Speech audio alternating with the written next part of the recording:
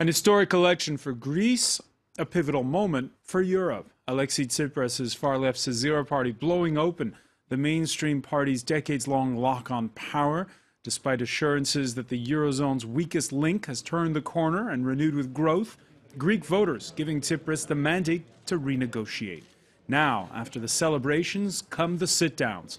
We'll see how eurozone finance ministers meeting in Brussels this Monday digested the news, whether Europe will emerge weaker or stronger from Athens' call to share the pain, and whether those in Spain, Italy, or here near the French Communist Party headquarters in Paris this Sunday night, who celebrated, are right to see the Greek vote as the start of the blowback against both austerity and the populist remedies, they say, of the far right.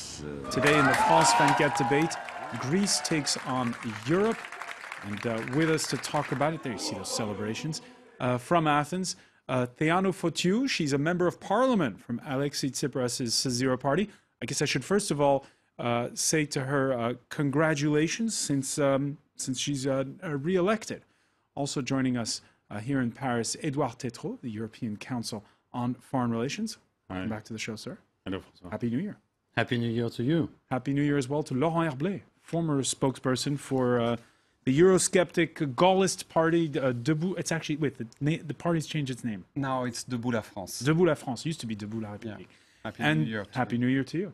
And Craig Kapitas, correspondent at large for Quartz and The Atlantic. Thank you for being with us. The France 24 debate, where you can join the conversation on Facebook and Twitter, our hashtag F24Debate. A night to remember for Greek politics that marks the end of her reign for the two mainstream parties, stretching back to 1974. 1974, the year that Alexis Tsipras was born.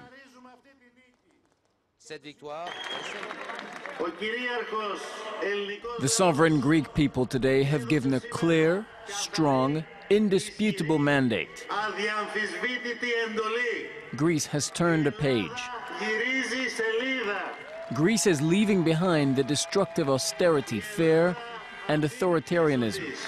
It is leaving behind 5 years of humiliation and pain. That was Sunday night. Let's go to Athens and France 24's Christophe Robit. Christophe, a lot's happened this Monday for what is now Greece's new prime minister.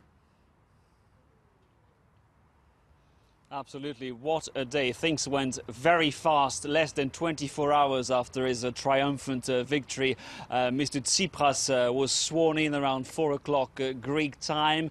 He refused to take a religious oath. That was also, of course, a highly symbolic move. As you know, he's an avowed atheist in a rather traditional country. But the most important development today is that we got the confirmation that Mr. Tsipras chose to form an alliance with a small right-wing anti-austerity party called the Independent Greeks. Now, on paper, these parties have nothing in common on things like family values, immigration. They are miles apart from each other. But there's one thing that unites them, is their commitment to put an end to austerity, to kick the troika out of Greece. And that, of course, has sent a very powerful message to Greece's partners. Mr. Tsipras is ready to play hardball. He's ready to play hardball. And again, Alexis Tsipras, Christopher, 40 years old. Absolutely. The man is 40 years old. However, he looks 30. He never wears a necktie. But don't be fooled by his baby face. He's a shrewd political operator. He's managed to transform a once marginal party into the biggest political force here in Greece. A very interesting character, non-conformist. He has a passion for Ernesto Che Guevara. He named his second son after the Argentinian Marxist revolutionary. Interesting to see, of course, the arrival of this new man, a fresh face in Greece. We'll see, of course, how he will be received by his European peers, and I think that's the main theme of your debate tonight. Yes, indeed, how he'll be received by his peers. Many thanks, Christophe Robit, with the ongoing coverage there, the reactions there, as we, I guess, now wait on the makeup of the coalition government, now that we know who the coalition partner is, and an unlikely bedfellow. I'll start with you, Craig Kapidis. The independent Greeks, they don't have at all the same views on a lot of issues, most notably family and immigration. Okay. It doesn't matter for Tsipras now. What matters politically is the old guard is finally gone. PASOK and New Democracy, who were responsible for decades upon decades of corruption since the junta was overthrown. What is significant, what's most significant here is that we're once again seeing over the past 8 years, instead of the European Union becoming more and more cohesive with each passing day, it's falling apart more and more. You don't hear any tub thumping anymore for the EU. It's falling apart, and right now Greece is in the driver's seat on this. People were just fed up.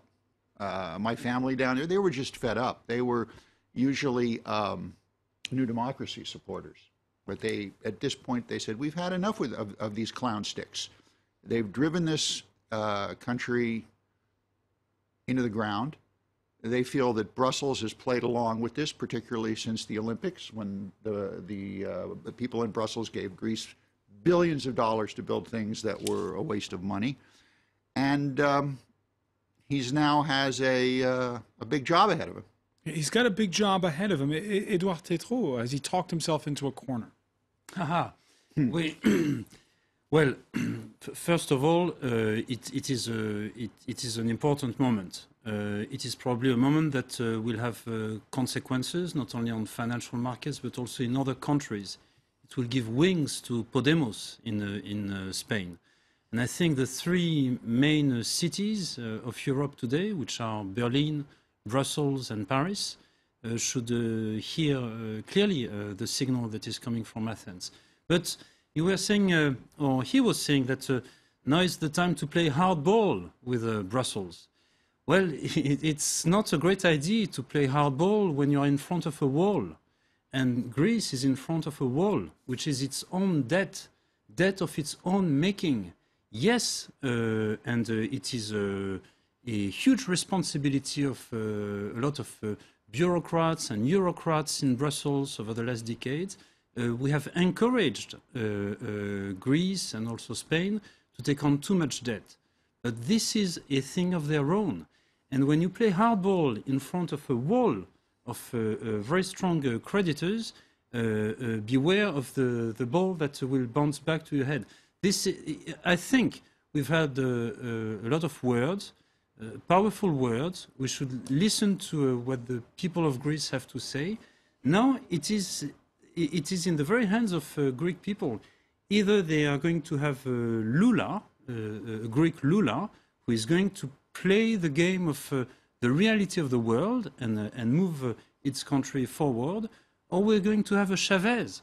When I hear Mr. Mélenchon and the other French far left, the French far left, applauding, saying, "Well, Chavez is alive and kicking in Greece." Well, I feel sorry for what is going to happen. All right, let's see if we can cross to Theanu Fotiu in Athens. Theanu, you with us?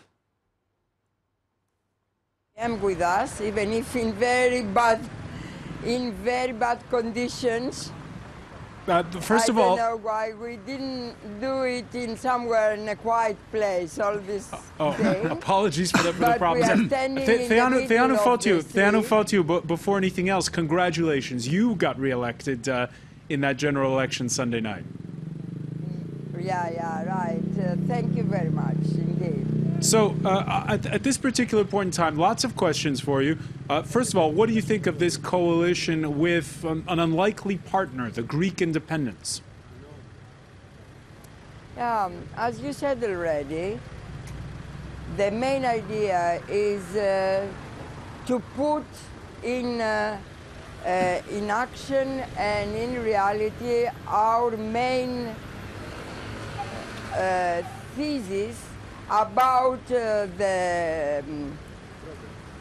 debt, about the negotiation of the debt, and about how we have to stop the recession and the misery of our people. And to stop the humanitarian crisis first, so first, and then to restart our economy. first deal. Sorry, I was going to say first deal with the debt, then with the rest. I have a comeback in my ear, so it's not that easy to communicate. You're hearing yourself in your ear. Sorry about that. And on that issue now, we've seen, as the French say, Alexis Tsipras put water in his wine. He's no longer calling for leaving the euro. At this point in time, what are you expecting out of negotiations with Brussels? Yeah, we expect, first of all, to stop the memoranda, because the memoranda were quite catastrophic for the economy of the country. As you know very well, the percentage of the GDP of the debt started in 2009 in 120%, and with this marvelous receipt of the memoranda became at 2011 170% of the GDP, and after a dramatic haircut it reached the 150% of GDP, and nowadays it is again 180% of GDP. And also, our whole economy is destroyed. All the small enterprises that were consisted the backbone of our economy has collapsed. And the unemployment is 1,500,000 people, at least officially. All right, so it was a remedy that's really hurt Greece. Laurent Herblay, what would you recommend? What should Alexis Tsipras be asking for at this particular point in time, Laurent Herblay? Yeah, so first of all, we stop with the memoranda. This is what we promised the Greek people. All right, we will not negotiate with the Troika anymore, because we need a European agreement, a European solution. All right, so no negotiation with the Troika. Let me hold on, Feanu Fotiu. Let me put that to the rest of the panel, please. Laurent Herblay, do you agree with that? I think that the mandate of Syriza is clearly to renegotiate the memorandum, to put an end to austerity, to increase the minimum salary wage that was decreased by 22% some years ago, which is inhuman. They should reinvest in the budget, and that's the main mandate. From a personal point of view, yes. I think that outside the euro, Greece would be better. I do not think it's the mandate that Syriza has won yet, but it's their card in their game. If Germany and the rest of the European leaders say no to what Alexis Tsipras is going to ask, they have that solution. That's their ace in the hole, leaving the euro. Yeah, it's not at all in a corner. Craig Kapitas, is that definitely inside their arsenal? Yes, it is. But let's take what's... And should they? Don't know yet. But let's take something that's extremely complex and for a moment make it simple. If you're sitting at home and you have a pencil and a piece of paper, write down some numbers. Greece has 11 million people. 11 million. Their debt is in the neighborhood of 480 billion euros. They're paying 31 billion euros a year in interest, which is approximately, if my calculations are correct, 1,300 euros a second. Now, I defy any of your viewers to do the math that's going to show how Greece is going to pay off this debt. Let me interrupt you on that point, because there's skepticism over Greece's inability to pay. 2/3 of its debt now in the hands of public creditors who, after many restructuring, have now stretched out repayments over 16 years, a very long time. Moreover, this is according to Bruegel, nominal interest rates on that debt are now lower than those of Italy, Portugal, Spain, and only slightly higher than that of France. That's the conventional wisdom. That's what the wise men of Brussels are saying. Go to Greece where someone can't afford to feed their family. Go to Greece where someone can't pay their electricity. You're looking at a root and branch change in this society. And there's one thing here that Brussels, the mandarins of Brussels and the folks in Germany have to realize. Greeks don't make threats. We make prophecy. And it's very significant that Tsipras was elected. Tsipras has a tough job in front of him, but any one of our viewers who believes that Greece has the shekels in its pockets to pay this debt, regardless of the contracts and what's owed, is whistling past the graveyard. They don't have the money. Edouard Tétrault, markets pretty calm today. They seem to be ready for this negotiation. Yes, and we hope that it is not a form of arrogance of the capital markets to say, well, they will just have to confront reality and work under our terms.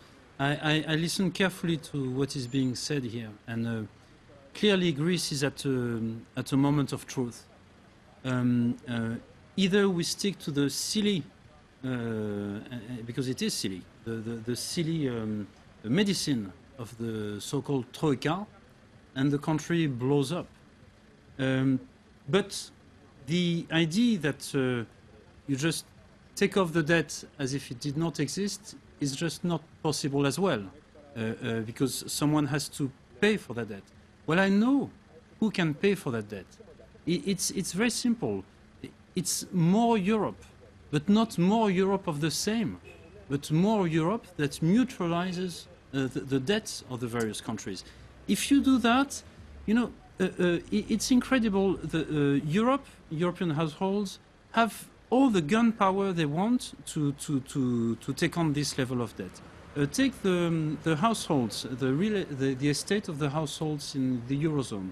It's above 12,000 billion euros. All right, that people have in their savings. The solution is to mutualize debt. I'm going to have to interrupt you. We have to take a very quick break. Okay. We'll be right back. Stay with us. It's the France 24 debate.